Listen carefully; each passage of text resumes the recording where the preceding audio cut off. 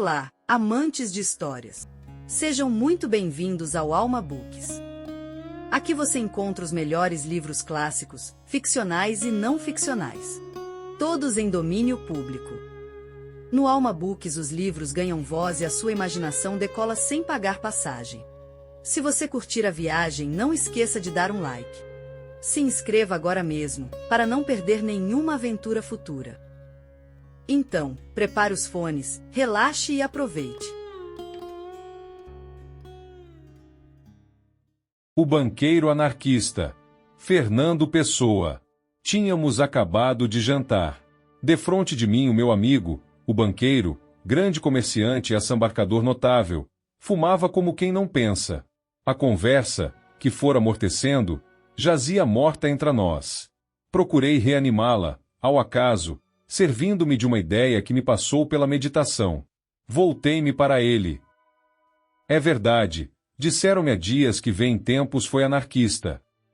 Fui. Não. Fui e sou. Não mudei a esse respeito. Sou anarquista. Essa é boa. V anarquista. Em que é que V é anarquista? Só se V dá à palavra qualquer sentido diferente do vulgar? Não. Não dou. Emprego a palavra no sentido vulgar.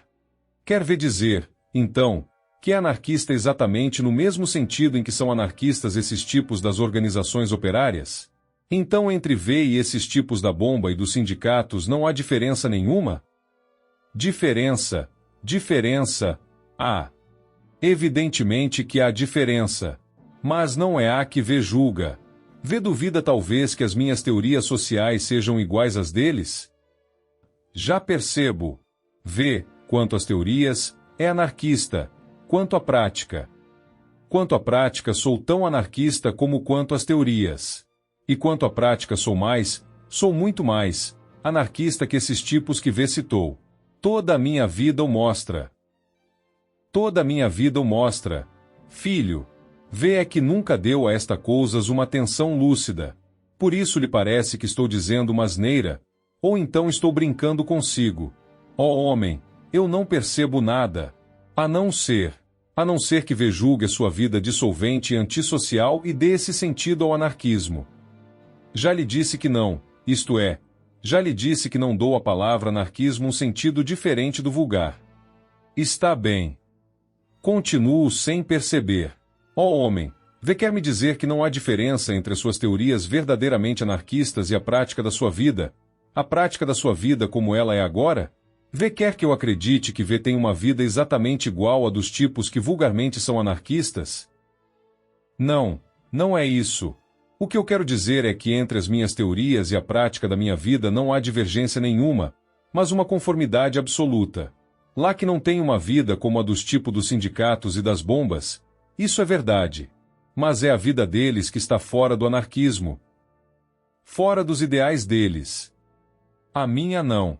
Em mim sim, em mim, banqueiro, grande comerciante, assambarcador se V quiser, em mim a teoria e a prática do anarquismo estão conjuntas e ambas certas. V comparou-me a esses parvos dos sindicatos e das bombas para indicar que sou diferente deles. Sou, mas a diferença é esta. Eles, sim, eles e não eu, são anarquistas só na teoria, eu sou na teoria e na prática. Eles são anarquistas e estúpidos, eu anarquista e inteligente. Isto é, meu velho, eu é que sou o verdadeiro anarquista. Eles, os dos sindicatos e das bombas, eu também lá estive e saí de lá exatamente pelo meu verdadeiro anarquismo, eles são o lixo do anarquismo, os fêmeas da grande doutrina libertária. Essa nem ao diabo a ouviram. Isso é espantoso. Mas como concilia V a sua vida, quero dizer a sua vida bancária e comercial, como as teorias anarquistas? Como concilia V se diz que por teoria anarquista entende exatamente o que os anarquistas vulgares entendem?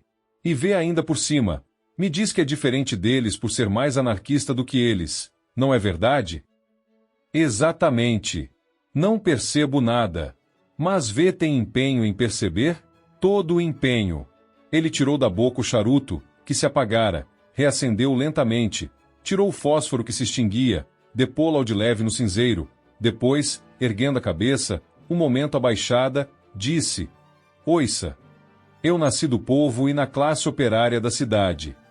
De bom não herdei, como pode imaginar, nem a condição, nem as circunstâncias. Apenas me aconteceu ter uma inteligência naturalmente lúcida e uma vontade um tanto ou quanto forte. Mas esses eram dons naturais, que o meu baixo nascimento me não podia tirar. Fui operário, trabalhei, vivi uma vida apertada. Fui, em resumo, o que a maioria da gente é naquele meio. Não digo que absolutamente passasse fome, mas andei lá perto. De resto, podia tê-la passado, que isso não alterava nada do que se seguiu, ou do que lhe vou expor, nem do que foi a minha vida, nem do que ela é agora. Fui um operário vulgar, em suma. Como todos, trabalhava porque tinha que trabalhar, e trabalhava o menos possível. O que eu era inteligente. Sempre que podia, lia coisas, discutia coisas, e, como não era tolo, nasceu-me uma grande insatisfação e uma grande revolta contra o meu destino e contra as condições sociais que o faziam assim. Já lhe disse que, em boa verdade, o meu destino podia ter sido pior do que era, mas naquela altura parecia-me a mim que eu era um entre a quem a sorte tinha feito todas as injustiças juntas, e que se tinha servido das convenções sociais para mas fazer. Isto era aí pelos meus 20 anos, 21 máximo, que foi quando me tornei anarquista. Parou um momento. Voltou-se um pouco mais para mim. Continuou, inclinando-se mais um pouco. Fui sempre mais ou menos lúcido. Senti-me revoltado. Quis perceber a minha revolta. Tornei-me anarquista consciente e convicto, o anarquista consciente e convicto que hoje sou. E a teoria, que vê tem hoje, é a mesma que tinha nessa altura? A mesma. A teoria anarquista, a verdadeira teoria, é só uma. Tenho a que sempre tive, desde que me tornei anarquista. Veja, vai ver. E eu dizendo que, como era lúcido por natureza, me tornei anarquista consciente. Ora, o que é um anarquista? É um revoltado contra a injustiça de nascermos desiguais socialmente. No fundo é só isto. E de aí resulta, como é de ver, a revolta contra as convenções sociais que tornam essa desigualdade possível. O que lhe estou indicando agora é o caminho psicológico, isto é, como é que a gente se torna anarquista. Já vamos à parte teórica do assunto. Por agora, compreenda ver bem qual seria a revolta de um tipo inteligente nas minhas circunstâncias. O que é que ele vê pelo mundo? Nasce filho de um milionário, protegido desde o berço contra aqueles infortúnios, e não são poucos, que o dinheiro pode evitar ou atenuar. Outro nasce miserável, a ser, quando criança, uma boca mais numa família onde as bocas são de sobra para o comer que pode haver. Nasce conde ou marquês, e tem por isso a consideração de toda a gente, faça ele o que fizer. Outro nasce assim como eu, e tem que andar direitinho como um prumo para ser ao menos tratado como gente. Uns nascem em tais condições que podem estudar, viajar, instruir-se, tornar-se, pode-se dizer, mais inteligentes que outros que naturalmente o são mais. E assim por aí adiante, e em tudo. As injustiças da natureza, não as podemos evitar. Agora as da sociedade e das suas convenções, essas, por que não evitá-las? Aceito, não tenho mesmo outro remédio, que um homem seja superior a mim porque a natureza lhe deu, o talento, a força, a energia. Não aceito que ele seja meu superior por qualidades postiças, com que não saiu do ventre da mãe, mas que lhe aconteceram por bambúrio logo que ele apareceu cá fora, a riqueza, a posição social, a vida facilitada, etc. Foi da revolta que lhe estou figurando por estas considerações que nasceu o meu anarquismo de então. O anarquismo que, já lhe disse, mantenho hoje sem alteração nenhuma. Parou outra vez um momento, como a pensar como prosseguiria. Fumou e soprou fumulentamente, para o lado oposto ao meu. Voltou-se, e ia a prosseguir. Eu, porém, interrompi-o. Uma pergunta, por curiosidade. Por que é que V se tornou propriamente anarquista? V podia ter se tornado socialista, ou qualquer outra coisa avançada que não fosse tão longe. Tudo isso estava dentro da sua revolta.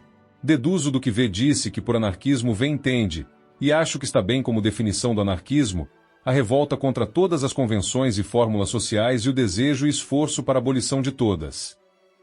Isso mesmo, porque escolheu ver essa fórmula extrema e não se decidiu por qualquer das outras.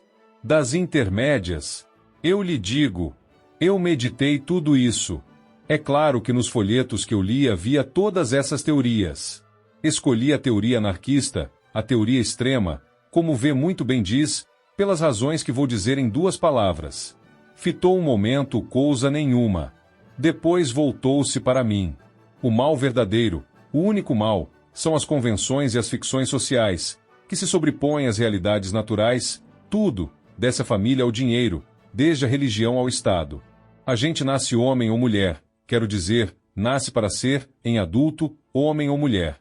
Não nasce, em boa justiça natural, nem para ser marido, nem para ser rico ou pobre, como também não nasce para ser católico ou protestante, ou português ou inglês.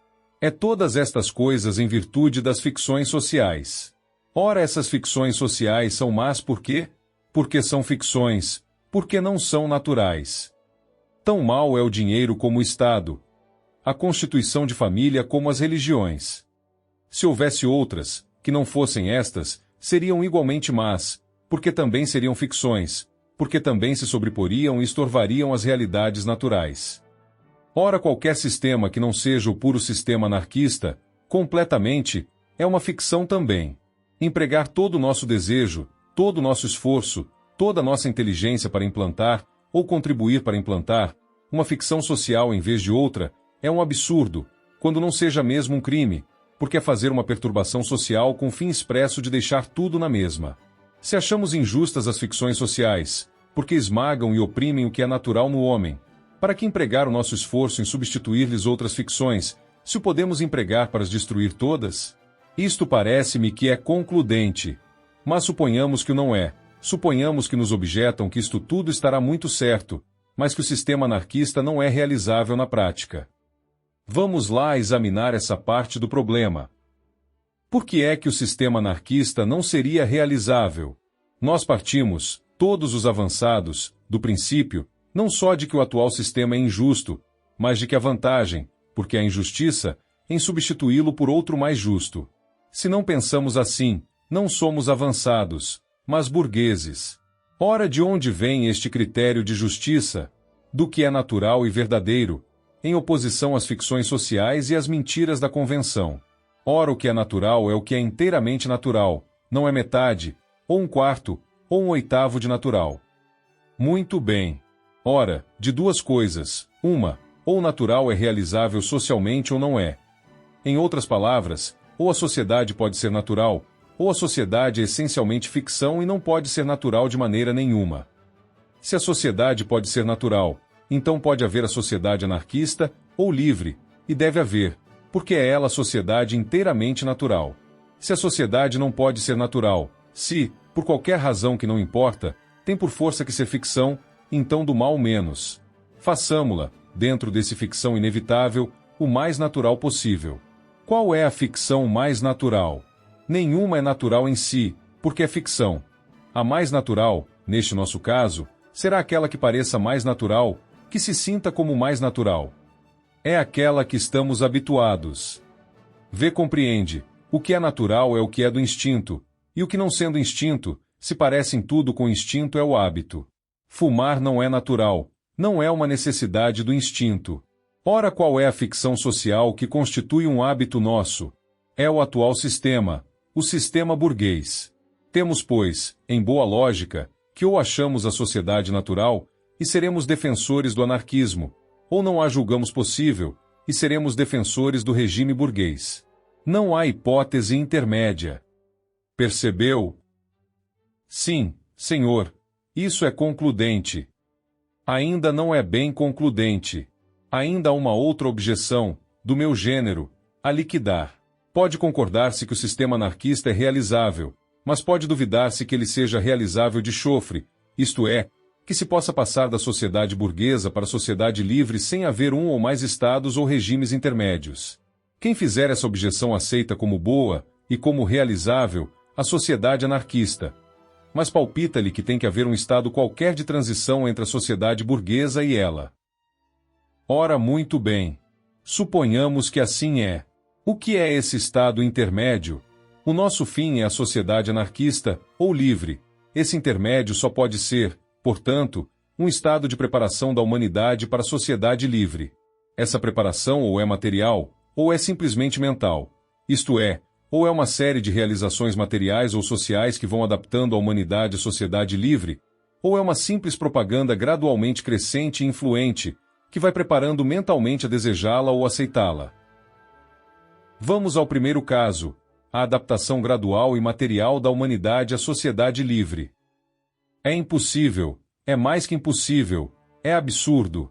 Não há adaptação material senão uma coisa que já há. Nenhum de nós se pode adaptar materialmente ao meio social do século 23, mesmo que saiba o que ele será. E não se pode adaptar materialmente porque o século 23 e o seu meio social não existem materialmente ainda. Assim, chegamos à conclusão que, na passagem da sociedade burguesa para a sociedade livre, a única parte que pode haver de adaptação, de evolução ou de transição mental, é a gradual adaptação dos espíritos à ideia da sociedade livre. Em todo caso, no campo da adaptação material, ainda há uma hipótese. Irra com tanta hipótese. Ó filho, o homem lúcido tem que examinar todas as objeções possíveis e de as refutar, antes de se poder dizer seguro da sua doutrina. De mais a mais, isto tudo é em resposta a uma pergunta que V me fez. Está bem. No campo da adaptação material, dizia eu, há em todo caso uma outra hipótese. É a da ditadura revolucionária. Da ditadura revolucionária como? Como eu lhe expliquei, não pode haver adaptação material a uma coisa que não existe, materialmente, ainda. Mas se, por um movimento brusco, se fizer a revolução social, fica implantada já, não a sociedade livre. Porque para essa não pode a humanidade ter ainda preparação. Mas uma ditadura daqueles que querem implantar a sociedade livre. Mas existe já, ainda que em esboço ou em começo, existe já materialmente qualquer coisa da sociedade livre. Há já, portanto, uma coisa material, a que a humanidade se adapte. É este o argumento com que as bestas que defendem a ditadura do proletariado a defenderiam se fossem capazes de argumentar ou de pensar. O argumento, é claro, não é deles, é meu. Ponho-o, como objeção, a mim mesmo. E, como lhe vou mostrar? É falso. Um regime revolucionário, enquanto existe, e seja qual for o fim a que visa ou a ideia que o conduz, é materialmente só uma coisa, um regime revolucionário. Ora, um regime revolucionário quer dizer uma ditadura de guerra, ou, nas verdadeiras palavras, um regime militar despótico, porque o estado de guerra é imposto à sociedade por uma parte dela, aquela parte que assumiu revolucionariamente o poder. O que é que resulta? Resulta que quem se adaptar a esse regime, como a única coisa que ele é materialmente, imediatamente, é um regime militar despótico, adapta-se a um regime militar despótico. A ideia, que conduziu os revolucionários, o fim, a que visaram, desapareceu por completo da realidade social, que é ocupada exclusivamente pelo fenômeno guerreiro, de modo que o que sai de uma ditadura revolucionária, e tanto mais completamente sairá, quanto mais tempo essa ditadura durar, é uma sociedade guerreira do tipo ditatorial, isto é, um despotismo militar. Nem mesmo podia ser outra coisa. E foi sempre assim. Eu não sei muita história, mas o que sei acerta com isto, nem podia deixar de acertar. O que saiu das agitações políticas de Roma? O Império Romano e seu despotismo militar. O que saiu da Revolução Francesa? Napoleão e seu despotismo militar. E verá o que sai da Revolução Russa. Qualquer coisa que vai atrasar dezenas de anos a realização da sociedade livre. Também o que era de se esperar de um povo de analfabetos e de místicos. Enfim, isto já está fora de conversa. V percebeu o meu argumento? Percebi perfeitamente. V compreende, portanto, que eu cheguei a esta conclusão. Fim. A sociedade anarquista, a sociedade livre. Meio. A passagem, sem transição, da sociedade burguesa para a sociedade livre. Esta passagem seria preparada e tornada possível por uma propaganda intensa, completa, absorvente, de modo a predispor todos os espíritos e enfraquecer todas as resistências. É claro que por propaganda não entendo só pela palavra escrita e falada, entendo tudo, ação indireta ou direta, quanto pode predispor para a sociedade livre e enfraquecer a resistência à sua vinda. Assim, não tendo quase resistência nenhuma que vencer, a revolução social, quando viesse, seria rápida, fácil, e não teria que estabelecer nenhuma ditadura revolucionária, por não ter contra quem aplicá-la. Se isto não pode ser assim, é que o anarquismo é irrealizável, e, se o anarquismo é irrealizável, só é defensável e justa, como já lhe provei, a sociedade burguesa. Ora aí tem ver por que e como eu me tornei anarquista, e por que e como rejeitei, como falsas e antinaturais, as outras doutrinas sociais de menor ousadia. E pronto! Vamos lá continuar a minha história. Fez explodir um fósforo, e acendeu lentamente o charuto. Concentrou-se, e de aí a pouco prosseguiu. Havia vários outros rapazes com as mesmas opiniões que eu. A maioria era de operários, mas havia um ou outro que não era. O que todos éramos era pobres, e, que me lembre, não éramos muito estúpidos. A gente tinha uma certa vontade de propaganda, de espalhar as nossas ideias. Queríamos para nós e para os outros, para a humanidade inteira, uma sociedade nova, livre destes preconceitos todos, que fazem os homens desiguais artificialmente e lhes impõem inferioridades, sofrimentos, estreitezas, que a natureza lhes não tinha imposto. Por mim, o que eu lia confirmava-me nestas opiniões. Em livros libertários baratos, os que havia ao tempo, e eram já bastantes, li quase tudo.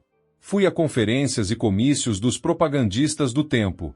Cada livro e cada discurso me convencia mais da certeza e da justiça das minhas ideias.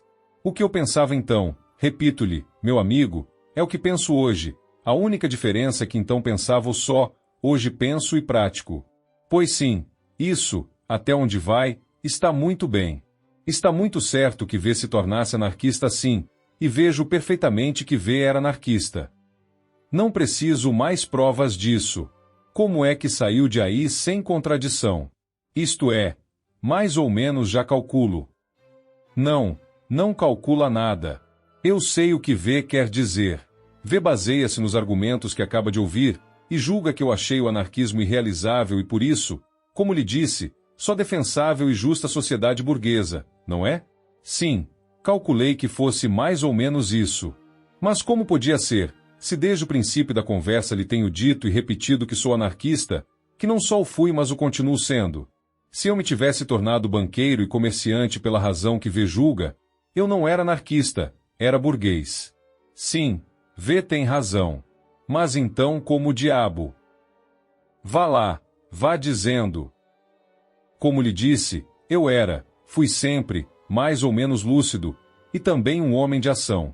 Essas são qualidades naturais. Não mas puseram no berço, se é que tive berço, eu é que as levei para lá.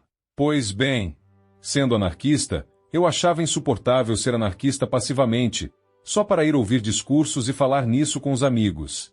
Não, era preciso fazer qualquer coisa. Era preciso trabalhar e lutar pela causa dos oprimidos e das vítimas das convenções sociais. Decidi meter ombros a isso, conforme pudesse. Pus-me a pensar como é que eu poderia ser útil à causa libertária. Pus-me a traçar o meu plano de ação. O que quer o anarquista? Liberdade, a liberdade para si e para os outros, para a humanidade inteira. Quer estar livre da influência ou da pressão das ficções sociais. Quer ser livre tal qual nasceu e pareceu no mundo, que é como injustiça deve ser, e quer essa liberdade para si e para todos os mais. Nem todos podem ser iguais perante a natureza. Uns nascem altos, outros baixos, uns fortes, outros fracos, uns mais inteligentes, outros menos. Mas todos podem ser iguais de aí em diante. Só as ficções sociais o evitam. Essas ficções sociais é que era preciso destruir. Era preciso destruí-las. Mas não me escapou uma coisa, era preciso destruí-las. Mas em proveito da liberdade, e tendo sempre em vista a criação da sociedade livre. Porque isso de destruir as ficções sociais tanto pode ser para criar liberdade, ou preparar o caminho da liberdade, como para estabelecer outras ficções sociais diferentes, igualmente más porque igualmente ficções. Aqui é que era preciso cuidado. Era preciso acertar com o processo de ação, qualquer que fosse a sua violência ou a sua não violência, porque contra as injustiças sociais tudo era legítimo, pelo qual se contribuísse para destruir as ficções sociais sem, ao mesmo tempo, estorvar a criação da liberdade futura, criando já mesmo, caso fosse possível, alguma coisa da liberdade futura. É claro que esta liberdade, que deve haver cuidado em não estorvar, é a liberdade futura e, no presente, a liberdade dos oprimidos pelas ficções sociais. Claro está que não temos que olhar a não estorvar a liberdade dos poderosos, dos bem situados, de todos que representam as ficções sociais e têm vantagens delas. Essa não é liberdade, é a liberdade de tiranizar, que é o contrário da liberdade. Essa, pelo contrário, é o que mais devíamos pensar em estorvar e em combater. Parece-me que isto está claro. Está claríssimo. Continue. Para quem quer o anarquismo a liberdade? Para a humanidade inteira. Qual é a maneira de se conseguir a liberdade para a humanidade inteira? Destruir por completo todas as ficções sociais? Já lhe antecipei a explicação, quando, por causa da sua pergunta, discuti os outros sistemas avançados e lhe expliquei como e por que era anarquista. Lembra-se da minha conclusão? Lembro. Uma revolução social súbita, brusca, esmagadora, fazendo a sociedade passar, de um salto, do regime burguês para a sociedade livre. Esta revolução social preparada por um trabalho intenso e contínuo, de ação direta e indireta, tendente a dispor todos os espíritos para a vinda da sociedade livre, e a enfraquecer até o estado comatoso todas as resistências da burguesia. Escuso de lhe repetir as razões que levam inevitavelmente a esta conclusão, adentro do anarquismo. Já lhe expus e já a percebeu. Sim, essa revolução seria preferivelmente mundial, simultânea em todos os pontos, ou os pontos importantes, do mundo, ou não sendo assim, partindo rapidamente de uns para outros, mas em todo caso, em cada ponto, isto é, em cada nação, fulminante e completa. Muito bem. O que poderia eu fazer para esse fim? Só por mim, não a poderia fazer a ela, a Revolução Mundial, nem mesmo poderia fazer a revolução completa na parte referente ao país onde estava. O que podia era trabalhar, na inteira medida do meu esforço, para fazer a preparação para essa revolução. Já lhe expliquei como, combatendo, por todos os meios acessíveis, as ficções sociais, não estorvando nunca ao fazer esse combate ou a propaganda da sociedade livre, nem a liberdade futura, nem a liberdade presente dos oprimidos, criando já, sendo possível, qualquer coisa da futura liberdade. Puxou fumo, fez uma leve pausa, recomeçou. Ora aqui, meu amigo, pus eu a minha lucidez em ação. Trabalhar para o futuro, está bem, pensei eu. Trabalhar para os outros terem liberdade, está certo. Mas então eu? Eu não sou ninguém? Se eu fosse cristão, trabalhava alegremente pelo futuro dos outros, porque lá tinha minha recompensa no céu. Mas também, se eu fosse cristão, não era anarquista, porque então as tais desigualdades sociais não tinham importância na nossa curta vida. Eram só condições da nossa aprovação e lá seriam compensadas na vida eterna. Mas eu não era cristão, como não sou, e perguntava-me, mas por quem é que eu vou me sacrificar nisto tudo? Mais ainda, por que é que eu me vou sacrificar? Vieram-me momentos de descrença, e compreende que era justificada. Sou materialista, pensava eu, não tenho mais vida que esta. Para que hei de ralar-me com propagandas e desigualdades sociais e outras histórias, quando posso gozar e entreter-me muito mais se não me preocupar com isso? Quem tem só esta vida, quem não crê na vida eterna, quem não admite lei senão a natureza, quem se opõe ao Estado porque ele não é natural, ao casamento porque ele não é natural, ao dinheiro porque ele não é natural, porque cargas de água é que defende o altruísmo e o sacrifício pelos outros, ou pela humanidade, se o altruísmo e o sacrifício também não são naturais. Sim, a mesma lógica que me mostra que um homem não nasce para ser casado, ou para ser português, ou para ser rico ou pobre, mostra-me também que ele não nasce para ser solidário, que ele não nasce senão para ser ele próprio, e portanto contrário de altruísta e solidário, e portanto exclusivamente egoísta. Eu discuti a questão comigo mesmo. Repara tu, dizia eu para mim, que nascemos pertencentes à espécie humana, e que temos o dever de ser solidários com todos os homens. Mas a ideia de dever era natural? De onde é que vinha esta ideia de dever? Se esta ideia de dever me obrigava a sacrificar o meu bem-estar, a minha comodidade, o meu instinto de conservação e outros meus instintos naturais, em que divergia a ação dessa ideia da ação de qualquer ficção social, que produz em nós exatamente o mesmo efeito. Esta ideia de dever, isto de solidariedade humana, só podia considerar-se natural se trouxesse consigo uma compensação egoísta, porque então, embora em princípio contrariasse o egoísmo natural, se dava a esse egoísmo uma compensação Sempre, no fim de contas, o não contrariava. Sacrificar um prazer, simplesmente sacrificá-lo, não é natural. Sacrificar um prazer a outro, é que já está dentro da natureza. É, entre duas coisas naturais que se não podem ter ambas, escolher uma, o que está bem. Ora que compensação egoísta, ou natural, podia dar-me a dedicação à causa da sociedade livre e da futura felicidade humana? Só a consciência de dever cumprido, do esforço para um fim bom. E nenhuma destas coisas é uma compensação egoísta, nenhuma destas coisas é um prazer em si, mas um prazer, se o é, nascido de uma ficção social, como pode ser o prazer de ser imensamente rico, ou o prazer de ter nascido em uma boa posição social. Confesso-lhe, meu velho, que me vieram momentos de descrença. Senti-me desleal à minha própria doutrina, traidor a ela. Mas em breve passei sobre tudo isto. A ideia de justiça cá estava, dentro de mim, pensei eu. Eu sentia-a natural. Eu sentia que havia um dever superior à preocupação só cá do meu destino. E fui para diante na minha intenção. Não me parece que essa decisão revelasse uma grande lucidez da sua parte. V não resolveu a dificuldade. V foi para diante por um impulso absolutamente sentimental. Sem dúvida. Mas o que lhe estou contando agora é a história de como me tornei anarquista, e de como continuei sendo, e continuo. Vou-lhe expondo lealmente as hesitações e as dificuldades que tive, e como as venci. Concordo que, naquele momento, venci a dificuldade lógica com o sentimento, e não com o raciocínio. Mas há de ver que, mais tarde, quando cheguei à plena compreensão da doutrina anarquista, esta dificuldade, até então logicamente sem resposta, teve a sua solução completa e absoluta. É curioso. Agora deixe-me continuar na minha história. Tive esta dificuldade, e resolvi-a se bem que mal, como lhe disse. Logo a seguir, e na linha dos meus pensamentos, surgiu-me outra dificuldade que também me atrapalhou bastante. Estava bem, vamos lá, que estivesse disposto a sacrificar-me, sem recompensa nenhuma propriamente pessoal, isto é, sem recompensa nenhuma verdadeiramente natural.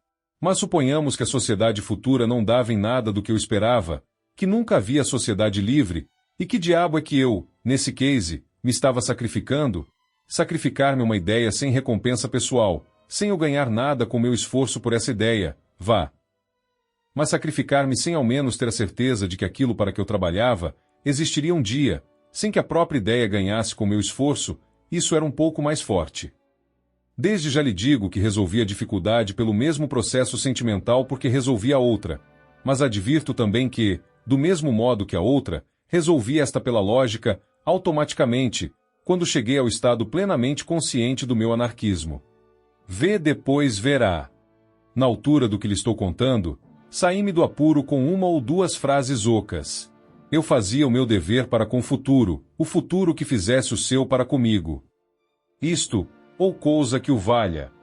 Expus esta conclusão, ou, antes estas conclusões, aos meus camaradas, e eles concordaram todos comigo, concordaram todos que era preciso ir para frente e fazer tudo pela sociedade livre. É a verdade que um ou outro, dos mais inteligentes, ficaram um pouco abalados com a exposição, não porque não concordassem, mas porque nunca tinham visto as coisas assim claras, nem os bicos que estas coisas têm. Mas enfim, concordaram todos.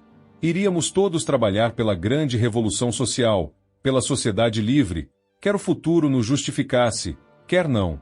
Formamos um grupo, entre gente certa, e começamos uma grande propaganda, grande, é claro, dentro dos limites do que podíamos fazer. Durante bastante tempo, no meio de dificuldades, embrulhadas e por vezes perseguições, lá fomos trabalhando pelo ideal anarquista. O banqueiro, chegado aqui, fez uma pausa um pouco mais longa. Não acendeu o charuto, que estava outra vez apagado. De repente teve um leve sorriso e, com o ar de quem chega ao ponto importante, fitou-me com mais insistência e prosseguiu, clarificando mais a voz e acentuando mais as palavras. Nesta altura, disse ele, apareceu uma coisa nova. Nesta altura é modo de dizer. Quero dizer que, depois de alguns meses desta propaganda, comecei a reparar numa nova complicação, e esta é que era a mais séria de todas, esta é que era séria a valer. Recorda-se, não é verdade? Daquilo em que eu, por um raciocínio rigoroso, assentei que devia ser o processo de ação dos anarquistas. Um processo, ou processos, quaisquer pelo qual se contribuísse para destruir as ficções sociais sem, ao mesmo tempo, estorvar a criação da liberdade futura, sem, portanto, estorvar em coisa nenhuma a pouca liberdade dos atuais oprimidos pelas ficções sociais. Um processo que, sendo possível, criasse já alguma coisa da liberdade futura. Pois bem, uma vez assente este critério, nunca mais deixei de o ter presente. Ora, na altura da nossa propaganda em que estou falando, descobri uma coisa. No grupo de propaganda, não éramos muitos. Éramos 40, salvo erro, dava-se este caso. Criava-se tirana. Criava-se tirania? Criava-se tirania como? Da seguinte maneira. Uns mandavam em outros e levavam-nos para onde queriam. Uns impunham-se a outros e obrigavam-nos a ser o que eles queriam. Uns arrastavam outros por manhãs e por artes para onde eles queriam. Não digo que fizessem isto em coisas graves. Mesmo, não havia coisas graves ali em que o fizessem. Mas o fato é que isto acontecia sempre todos os dias, e dava-se não só em assuntos relacionados com a propaganda, como fora deles, em assuntos vulgares da vida. Uns iam insensivelmente para chefes, outros insensivelmente para subordinados. Uns eram chefes por imposição, outros eram chefes por manha. No fato mais simples isto se via. Por exemplo, 2 dos rapazes iam juntos por uma rua fora, chegavam ao fim da rua, e um tinha que ir para a direita e outro para a esquerda. Cada um tinha conveniência em ir para o seu lado. Mas o que ia para a esquerda dizia para o outro, venha ver comigo por aqui. O outro respondia, e era verdade, homem, não posso. Tenho que ir por ali por esta ou aquela razão. Mas afinal, contra sua vontade e sua conveniência, lá ia com o outro para a esquerda. Isto era uma vez por persuasão, outra vez por simples insistência, uma terceira vez por um outro motivo qualquer. Isto é, nunca era por uma razão lógica. Havia sempre nesta imposição e nesta subordinação qualquer coisa de espontâneo, de como que instintivo. E como neste caso simples, em todos os outros casos, desde os menos até os mais importantes. Vê bem o caso? Vejo. Mas que diabos há de estranho nisso? Isso é tudo quanto há de mais natural. Será? Já vamos a isso. O que lhe peço que note é que é exatamente o contrário da doutrina anarquista. Repare bem que isto se passava num grupo pequeno, num grupo sem influência nem importância, num grupo a quem não estava confiada a solução de nenhuma questão grave ou decisão sobre qualquer assunto de vulto. E repare que se passava num grupo de gente que se unira especialmente para fazer o que pudesse para o fim anarquista, isto é, para combate, tanto quando possível, as ficções sociais, e criar, tanto quando possível, a liberdade futura. Reparou bem nestes 2 pontos? Reparei. Veja agora bem o que isto representa. Um grupo pequeno, de gente sincera, garanto-lhe que era sincera, estabelecido e unido expressamente para trabalhar pela causa da liberdade, tinha, no fim de uns meses, conseguido só uma coisa de positivo e concreto, a criação entre si de tirania. E repare que tirania. Não era uma tirania derivada da ação das ficções sociais, que, embora lamentável, seria desculpável, até certo ponto, ainda que menos em nós, que combatíamos essas ficções, que em outras pessoas. Mas enfim, vivíamos em meio de uma sociedade baseada nessas ficções e não era inteiramente culpa nossa se não pudéssemos de todo fugir à sua ação. Mas não era isso. Os que mandavam nos outros, ou os levavam para onde queriam, não faziam isso pela força do dinheiro, ou da posição social, ou de qualquer autoridade de natureza fictícia, que se arrogassem. Faziam-no por uma ação de qualquer espécie fora das ficções sociais, uma tirania nova. E era uma tirania exercida sobre gente essencialmente oprimida já pelas ficções sociais. Era, ainda por cima, tirania exercida entre si por gente cujo intuito sincero não era senão destruir tirania e criar liberdade.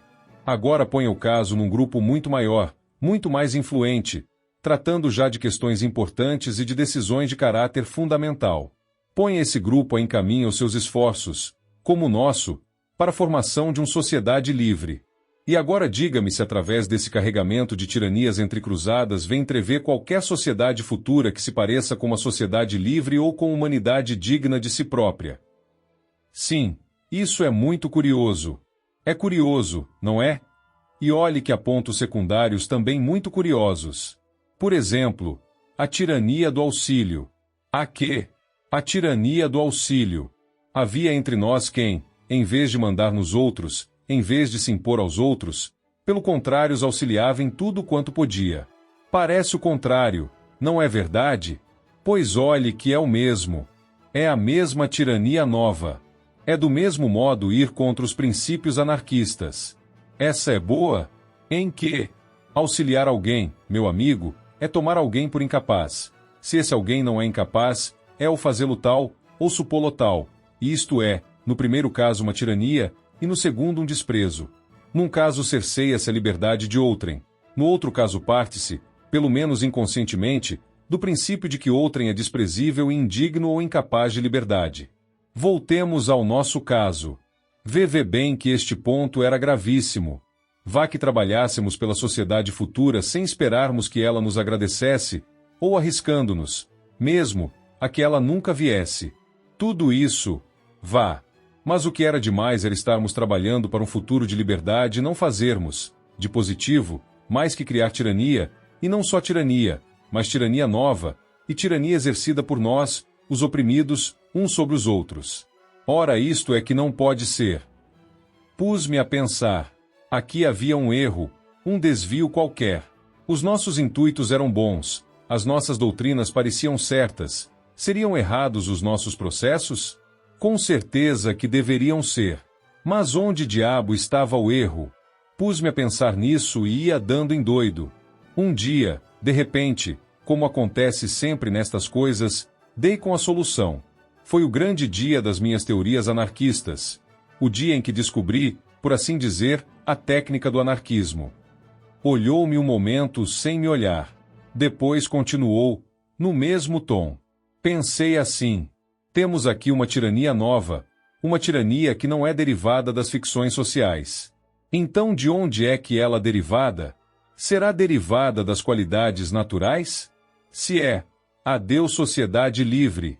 Se uma sociedade onde estão em operação apenas as qualidades naturais dos homens, aquelas qualidades com que eles nascem, que devem só à natureza, e sobre as quais não temos poder nenhum, se uma sociedade onde estão em operação apenas essas qualidades é um amontoado de tiranias, quem é que vai mexer o dedo mínimo para contribuir para a vinda dessa sociedade? Tirania por tirania, fique a que está, que ao menos é aquela a que estamos habituados, e que por isso fatalmente sentimos menos que estaríamos uma tirania nova, e com caráter terrível de todas as coisas tirânicas que são diretamente da natureza, o não haver revolta possível contra ela, como não há revolução contra ter que morrer, ou contra nascer baixo quando se preferia ter nascido alto. Mesmo, eu já lhe provei que, se por qualquer razão não é realizável a sociedade anarquista, então deve existir, por ser mais natural que qualquer outra salvo aquela, a sociedade burguesa. Mas seria esta tirania, que nascia assim entre nós, realmente derivada das qualidades naturais? Ora, o que são as qualidades naturais? São o grau de inteligência, de imaginação, de vontade, etc. com que cada um nasce, isto no campo mental, é claro, porque as qualidades naturais físicas não vêm para o caso. Ora, um tipo que, sem ser por uma razão derivada das ficções sociais, manda noutro, por força que o faz por lhe ser superior em uma ou outra das qualidades naturais. Domina-o pelo emprego das suas qualidades naturais. Mas há uma coisa a ver: esse emprego das qualidades naturais será legítimo, isto é, será natural. Ora, qual é o emprego natural das nossas qualidades naturais? O servir os fins naturais da nossa personalidade. Ora, dominar alguém será um fim natural da nossa personalidade? Pode sê-lo. Há um caso em que pode sê-lo. É quando esse alguém está para nós num lugar de inimigo. Para o anarquista, é claro, quem está num lugar de inimigo é qualquer representante das ficções sociais e da sua tirania. Mas ninguém, porque todos os outros homens são homens como ele, camaradas naturais. Ora, vê, o caso da tirania, que tínhamos estado criando, era exercida sobre homens como nós, camaradas naturais, e, mais ainda, sobre homens duas vezes nossos camaradas, porque o eram também pela comunhão do mesmo ideal. Conclusão: esta nossa tirania, se não era derivada das ficções sociais, também não era derivada das qualidades naturais, era derivada de uma aplicação errada, de uma perversão das qualidades naturais. E essa perversão, de onde é que provinha?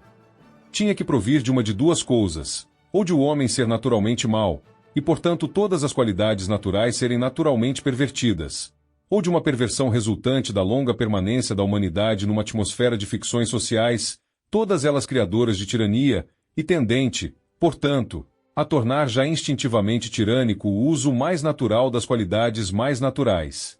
Ora, destas duas hipóteses, qual é que seria a verdadeira? De um modo satisfatório, isto é, rigorosamente lógico ou científico, era impossível determinar. O raciocínio não pode entrar com problema, porque ele é de ordem histórica ou científica, e depende do conhecimento de fatos. Por seu lado, a ciência também nos não ajuda, porque, por mais longe que recuemos na história, encontramos sempre o homem vivendo sob um ou outro sistema de tirania social, e portanto sempre num estado que nos não permite averiguar como é o homem quando vive em circunstâncias pura e inteiramente naturais. Não havendo maneira de determinar ao certo, temos que pender para o lado da maior probabilidade, e a maior probabilidade está na segunda hipótese. É mais natural supor que a longuíssima permanência da humanidade em ficções sociais criadoras de tirania faça cada homem nascer já com as suas qualidades naturais pervertidas no sentido de tiranizar, do que supor que qualidades naturais podem ser naturalmente pervertidas, o que, de certo modo, representa uma contradição. Por isso o pensador decide-se, como eu me decidi, com uma quase absoluta segurança, pela segunda hipótese. Temos, pois, que uma coisa é evidente.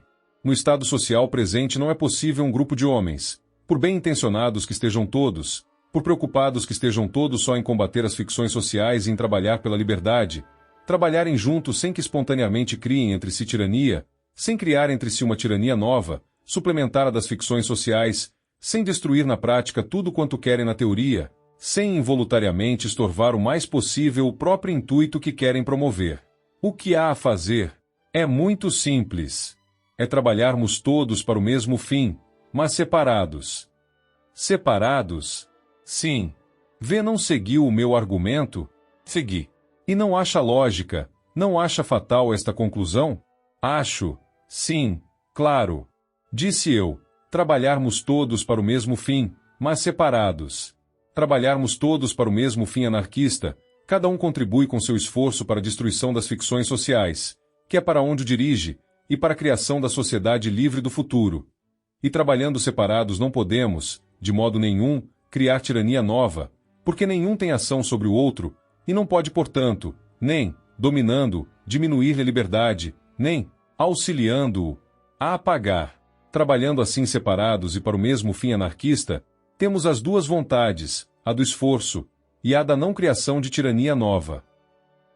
Continuamos unidos, porque o estamos moralmente e trabalhamos do mesmo modo para o mesmo fim. Continuamos anarquistas, porque cada um trabalha para a sociedade livre. Mas deixamos de ser traidores, voluntários ou involuntários, a nossa coisa, deixamos mesmo de poder sê-lo, porque nos colocamos, pelo trabalho anarquista isolado, fora da influência deletéria das ficções sociais, no seu reflexo hereditário sobre as qualidades que a natureza deu. É claro que toda esta tática se aplica ao que eu chamei de período de preparação para a revolução social. Arruinadas as defesas burguesas, e reduzida a sociedade inteira ao estado de aceitação das doutrinas anarquistas, faltando só fazer a revolução social. Então, para o golpe final, é que não pode continuar a ação separada. Mas nessa altura, já a sociedade livre estará virtualmente chagada. Já as coisas serão de outra maneira. A tática que me refiro só diz respeito à ação anarquista em meio da sociedade burguesa, como agora, como no grupo a que eu pertencia. Era esse, até que enfim, o verdadeiro processo anarquista. Juntos, nada valíamos, que importasse, e, ainda por cima, nos tiranizávamos, e nos estorvávamos uns aos outros e às nossas teorias. Separados, pouco também conseguiríamos, mas ao menos não estorvávamos a liberdade, não criávamos tirania nova. O que conseguíamos, pouco que fosse, era realmente conseguido, sem desvantagem nem perda.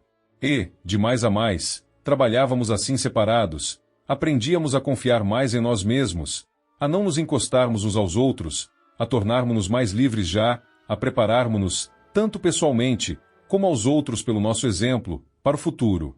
Fiquei radiante com essa descoberta. Fui logo expô-la aos meus camaradas. Foi uma das poucas vezes em que fui estúpido na minha vida. Imagine ver que eu estava tão cheio da minha descoberta que esperava que eles concordassem. Não concordaram, é claro. Repontaram, meu amigo, repontaram todos. Uns mais, outros menos, tudo protestou. Não era isso. Isso não podia ser. Mas ninguém dizia o que era ou o que é que havia de ser. Argumentei e argumentei, e, em resposta aos meus argumentos, não obtive senão frases. Lixo coisas como essas que os ministros respondem nas câmaras quando não têm resposta nenhuma. Então é que eu vi com que bestas e com que covardões estava metido.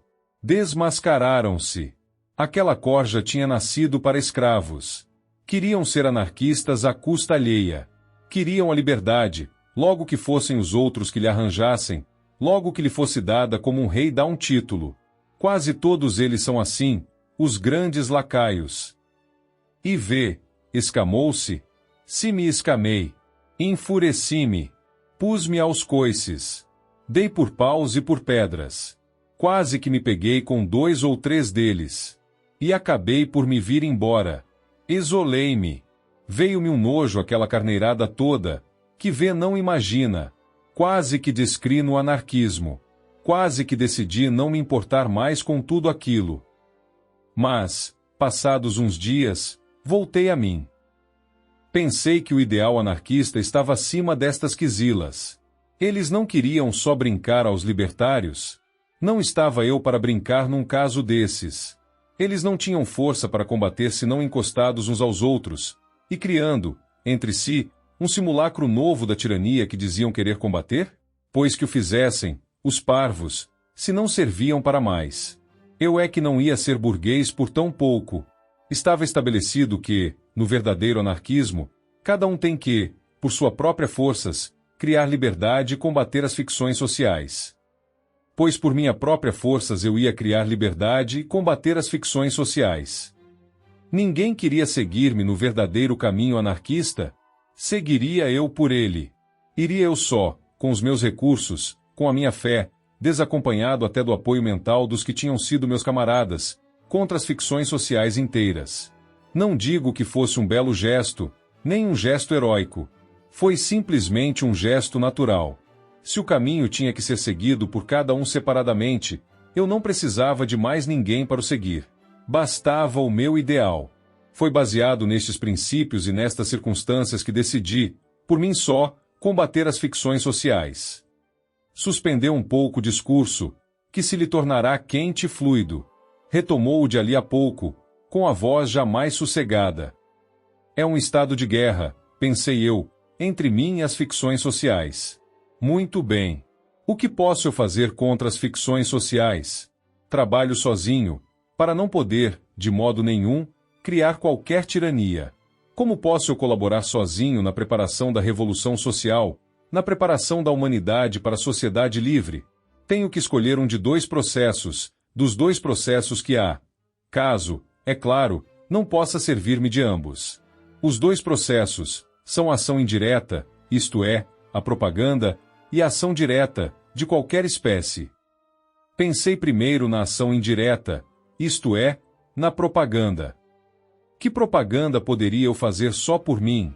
A parte esta propaganda que sempre se vai fazendo em conversa, com este ou aquele, ao acaso e servindo-nos de todas as oportunidades. O que eu queria saber era se a ação indireta era um caminho por onde eu pudesse encaminhar a minha atividade de anarquista energicamente, isto é, de modo a produzir resultados sensíveis. Vi logo que não podia ser. Não sou orador e não sou escritor. Quero dizer, sou capaz de falar em público, se for preciso, e sou capaz de escrever um artigo de jornal. Mas o que eu queria averiguar era se o meu feitio natural indicava que, especializando-me na ação indireta, de qualquer das 2 espécies ou em ambas, eu poderia obter resultados mais positivos para a ideia anarquista que especializando os meus esforços em qualquer outro sentido. Ora, a ação é sempre mais proveitosa que a propaganda, exceto para os indivíduos cujo feitio os indica essencialmente como propagandistas, os grandes oradores, capazes de eletrizar multidões e arrastá-las atrás de si, ou os grandes escritores, capazes de fascinar e convencer com seus livros. Não me parece que eu seja muito vaidoso, mas, se o sou, não me dá, pelo menos, para me envaidecer daquelas qualidades que não tenho. E, como lhe disse, Nunca me deu para me julgar orador ou escritor. Por isso abandonei a ideia da ação indireta como caminho a dar à minha atividade anarquista. Por exclusão de partes, era forçado a escolher a ação direta, isto é, o esforço aplicado à prática da vida, à vida real. Não era a inteligência, mas a ação. Muito bem. Assim seria. Tinha eu, pois, que aplicar à vida prática o processo fundamental de ação anarquista que eu já tinha esclarecido, combater as ficções sociais sem criar tirania nova, criando já, caso fosse possível, qualquer coisa da liberdade futura.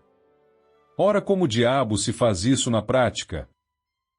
Ora, o que é combater na prática? Combater na prática é a guerra, é uma guerra, pelo menos. Como é que se faz guerra às ficções sociais? Antes de mais nada, como é que se faz guerra? Como é que se vence o inimigo em qualquer guerra? De uma de duas maneiras, ou matando, isto é, destruindo, ou aprisionando, isto é, subjugando, reduzindo à inatividade. Destruir as ficções sociais não podia eu fazer. Destruir as ficções sociais só podia fazer a revolução social. Até ali, as ficções sociais podiam estar abaladas, cambaleando, por um fio. Mas destruídas, só estariam com a vinda da sociedade livre e a queda positiva da sociedade burguesa. O mais que eu poderia fazer nesse sentido era destruir no sentido físico de matar, um ou outro membro das classes representativas da sociedade burguesa. Estudei o caso, e vi que era asneira. Suponha ver que eu matava um ou dois, ou uma dúzia de representantes da tirania das ficções sociais. O resultado? As ficções sociais ficariam abaladas? Não ficariam. As ficções sociais não são como uma situação política que pode depender de um pequeno número de homens, de um só homem por vezes.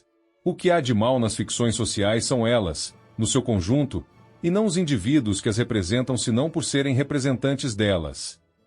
Depois, um atentado de ordem social produz sempre uma reação. Não só tudo fica na mesma, mas, as mais das vezes, piora. Ainda por cima, suponha, como é natural, que, depois de um atentado, eu era caçado, liquidado, de uma maneira ou outra. E suponha que eu tinha dado cabo de uma dúzia de capitalistas. Em que vinha isso tudo dar? E resumo, com a minha liquidação, ainda que não por morte, mas por simples prisão ou degredo, a causa anarquista pedia um elemento de combate, e os 12 capitalistas, que eu teria estendido, não eram 12 elementos que a sociedade burguesa tinha perdido, porque os elementos componentes da sociedade burguesa não são elementos de combate, mas elementos puramente passivos, pois o combate está, não nos membros da sociedade burguesa, mas no conjunto de ficções sociais em que essa sociedade assenta. Ora, as ficções sociais não são gente em quem se possa dar tiros. Compreende bem? Não era como soldado de um exército que mata 12 soldados de um exército contrário. Era como um soldado que mata 12 civis da nação do outro exército. É matar estupidamente, porque não se elimina combatente nenhum. Eu não podia, portanto, pensar em destruir, nem no todo nem em nenhuma parte, ficções sociais. Tinha então que subjugá-las, que vencê-las subjugando-as, reduzindo-as à inatividade. Apontou para mim o indicador direito súbito. Foi o que eu fiz. Retirou logo o gesto, e continuou. Procurei ver qual era a primeira, a mais importante, das ficções sociais. Seria essa que me cumpria, mais que a nenhuma outra, tentar subjugar, tentar reduzir a inatividade. A mais importante, da nossa época pelo menos, é o dinheiro. Como subjugar o dinheiro, ou, em palavras mais precisas, a força ou a tirania do dinheiro? Tornando-me livre da sua influência, da sua força, superior portanto à influência, reduzindo a inatividade pelo que me dizia respeito a mim. Pelo que me dizia respeito a mim, compreende ver porque eu é que o combatia. Se fosse reduzi-lo à inatividade pelo que respeita a toda a gente, isso não seria já subjugá-lo, mas destruí-lo, porque seria acabar de todo com a ficção do dinheiro. Ora, eu já lhe provei que qualquer ficção social só pode ser destruída pela revolução social, arrastada com as outras na queda da sociedade burguesa. Como podia eu tornar-me superior à força do dinheiro? O processo mais simples era afastar-me da esfera da sua influência, isto é, da civilização, ir para um campo comer raízes e beber água das nascentes, andar nu e viver como animal. Mas isto, mesmo que não houvesse dificuldade em fazê-lo, não era combater uma ficção social, não era mesmo combater, era fugir. Realmente, quem se esquiva a travar um combate não é derrotado nele, mas moralmente é derrotado, porque não se bateu. O processo tinha que ser outro, um processo de combate e não de fuga. Como subjugar o dinheiro, combatendo-o? Como furtar-me a sua influência e tirania, não evitando seu encontro? O processo era só um: adquiri-lo em quantidades bastante para lhe não sentir a influência, e enquanto mais quantidade eu adquirisse, tanto mais livre eu estaria dessa influência. Foi quando vi isto claramente, com toda a força da minha convicção de anarquista e toda a minha lógica de homem lúcido, que entrei na fase atual, a comercial e bancária, meu amigo, do meu anarquismo. Descansou o momento da violência, novamente crescente, do seu entusiasmo pela sua exposição. Depois continuou, ainda com um certo calor, a sua narrativa. Ora vê lembrar-se daquelas duas dificuldades lógicas que eu lhe disse que me haviam surgido no princípio da minha carreira de anarquista consciente? E vê lembra-se de eu lhe dizer que naquela altura as resolvi artificialmente pelo sentimento e não pela lógica? Isto é, vê mesmo notou e muito bem, que eu não as tinha resolvido pela lógica. Lembro-me. Sim. E vê lembra-se de eu lhe dizer que mais tarde, quando acertei por fim com o verdadeiro processo anarquista, as resolvi então de vez, isto é, pela lógica? Sim. Ora veja como ficaram resolvidas. As dificuldades eram estas. Não é natural trabalhar por qualquer coisa, seja o que for, sem uma compensação natural, isto é, egoísta. E não é natural dar o nosso esforço a qualquer fim sem ter a compensação de saber que esse fim se atinge. As duas dificuldades eram estas. Ora repare como ficam resolvidas pelo processo de trabalho anarquista que o meu raciocínio me levou a descobrir como sendo o único verdadeiro. O processo dá em resultado eu enriquecer. Portanto, compensação egoísta. O processo visa o conseguimento da liberdade. Ora eu, tornando-me superior à força do dinheiro, isto é, libertando-me dela, consigo liberdade. Consigo liberdade só para mim, é certo. Mas é que como já lhe provei, a liberdade para todos só pode vir com a destruição das ficções sociais, pela revolução social. O ponto concreto é este: viso liberdade, consigo a liberdade que posso. E veja a parte o raciocínio que determina este processo anarquista como único verdadeiro, o fato que ele resolve automaticamente as dificuldades lógicas, que se podem opor a qualquer processo anarquista, mais prova que ele é o verdadeiro. Pois foi este o processo que eu segui. Meti ombros à empresa de subjugar a ficção dinheiro, enriquecendo. Consegui. Levou um certo tempo, porque a luta foi grande, mas consegui. Escuso de lhe contar o que foi e o que tem sido a minha vida comercial e bancária. Podia ser interessante, em certos pontos sobretudo, mas já não pertence ao assunto. Trabalhei, lutei, ganhei dinheiro. Trabalhei mais, lutei mais, ganhei mais dinheiro, ganhei muito dinheiro por fim. Não olhei o processo, confesso-lhe, meu amigo, que não olhei o processo. Empreguei tudo quanto há, o assambarcamento, o sofisma financeiro, a própria concorrência desleal. Eu combati as ficções sociais, imorais e antinaturais por excelência, e havia de olhar a processos. Eu trabalhava pela liberdade, e havia de olhar as armas com que combatia a tirania.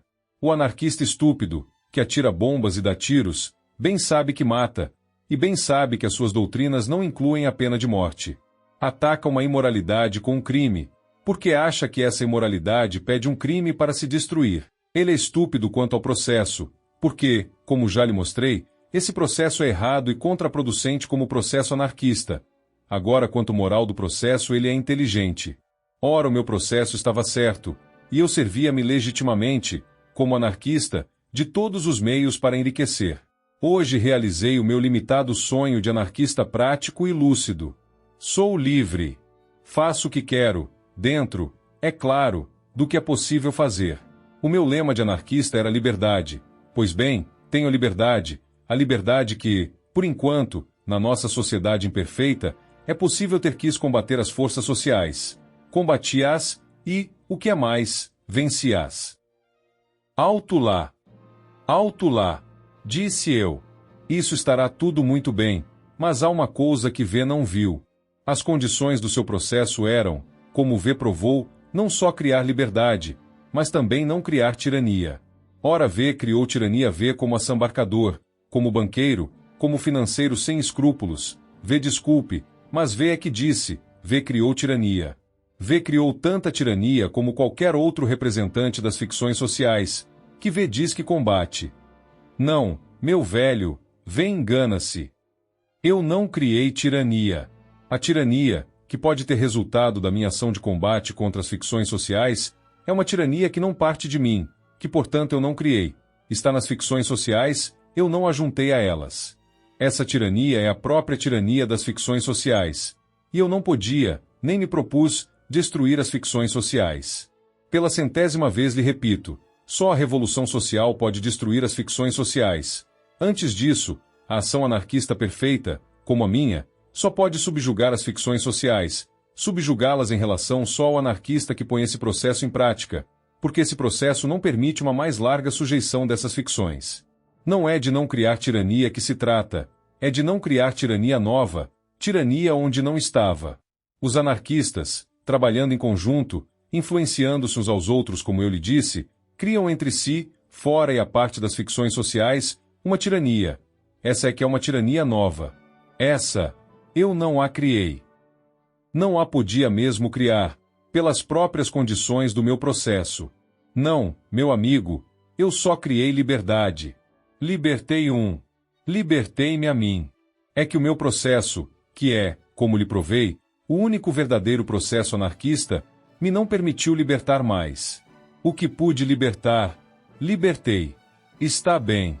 Concordo. Mas olhe que, por esse argumento, a gente quase que é levado a crer que nenhum representante das ficções sociais exerce a tirania. E não exerce. A tirania é das ficções sociais e não dos homens que as encarnam. Esses são, por assim dizer, os meios de que as ficções se servem para tiranizar, como a faca é o meio que se pode servir o assassino. E V de certo não julga que abolindo as facas abole os assassinos. Olhe! Destrua V todos os capitalistas do mundo, mas sem destruir o capital. No dia seguinte o capital, já nas mãos de outros, continuará, por meio desses, a sua tirania. Destrua, não os capitalistas, mas o capital. Quantos capitalistas ficam? Sim, V tem razão.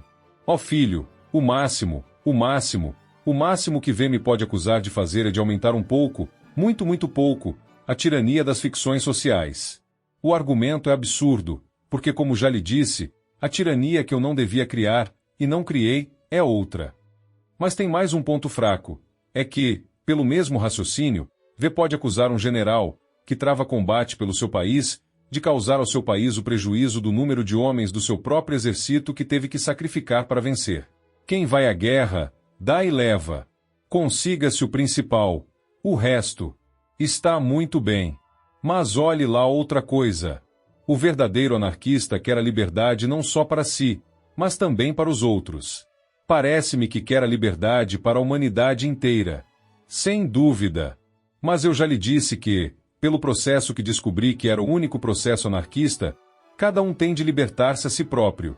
Eu libertei-me a mim, fiz o meu dever simultaneamente para comigo e para com a liberdade. Por que é que os outros, os meus camaradas, não fizeram o mesmo? Eu não os impedi. Esse é que teria sido o crime, se os tivesse impedido. Mas eu nem sequer os impedi ocultando-lhes o verdadeiro processo anarquista. Logo que descobri o processo, disse-o claramente a todos.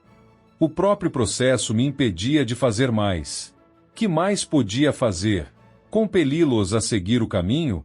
Mesmo que pudesse fazer, não faria, porque seria tirar-lhes a liberdade, e isso era contra os meus princípios anarquistas. Também não podia ser, pela mesma razão. Eu nunca ajudei, nem ajudo, ninguém, porque isso, sendo diminuir a liberdade alheia, é também contra os meus princípios. Vê o que me está censurando é eu não ser mais gente que uma pessoa só. Por que me censura o cumprimento do meu dever de libertar, até onde eu podia cumprir? Por que não o censura antes a eles por não terem cumprido deles? Pois sim, homem. Mas esses homens não fizeram o que V fez, naturalmente, porque eram menos inteligentes que V, ou menos fortes de vontade, ou, Ah, meu amigo, essas são já as desigualdades naturais e não sociais. Com essas é que o anarquismo não tem nada. O grau de inteligência ou de vontade de um indivíduo é com ele e com a natureza. As próprias ficções sociais não põem para aí nem prego nem estopa. Há qualidades naturais, como eu já lhe disse, que se pode presumir que sejam pervertidas pela longa permanência da humanidade entre ficções sociais. Mas a perversão não está no grau da qualidade, que é absolutamente dado pela natureza, mas na aplicação da qualidade. Ora, uma questão de estupidez ou de falta de vontade não tem que ver com a aplicação dessas qualidades, mas só com o grau delas. Por isso lhe digo, essas são já absolutamente as desigualdades naturais, e sobre essas ninguém tem poder nenhum, nem a modificação social que a modifique, como não me pode tornar a mim alto ou a ver baixo. A não ser que, no caso desses tipos, a perversão hereditária das qualidades naturais vá tão longe que atinja o próprio fundo do temperamento. Sim, que um tipo nasça para escravo, nasça naturalmente escravo, e portanto incapaz de qualquer esforço no sentido de se libertar. Mas nesse caso, que tem eles que ver com a sociedade livre ou com a liberdade? Se um homem nasceu para escravo, a liberdade, sendo contrária à sua índole, será para ele uma tirania. Houve uma pequena pausa. De repente ria alto. Realmente, disse eu, V é anarquista. Em todo caso, dá vontade de rir, mesmo depois de o ter ouvido, comparo que V é com o que são os anarquistas que para aí há. Meu amigo, eu já lhe disse, já lhe provei, e agora repito-lhe. A diferença é só esta. Eles são anarquistas só teóricos, eu sou teórico e prático. Eles são anarquistas místicos, e eu científico. Eles são anarquistas que se agacham, eu sou um anarquista que combate e liberta. Em uma palavra, eles são pseudo-anarquistas, e eu sou anarquista. E levantamos-nos da mesa. Lisboa, janeiro de 1922.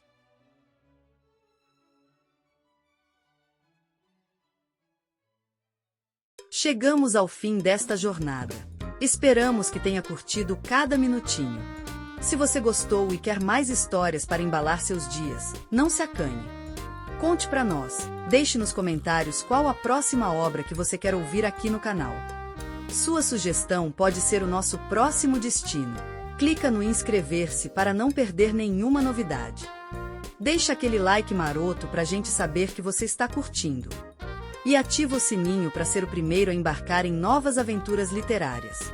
Muitíssimo obrigada por nos acompanhar até o final. Sua companhia é a melhor parte da nossa história.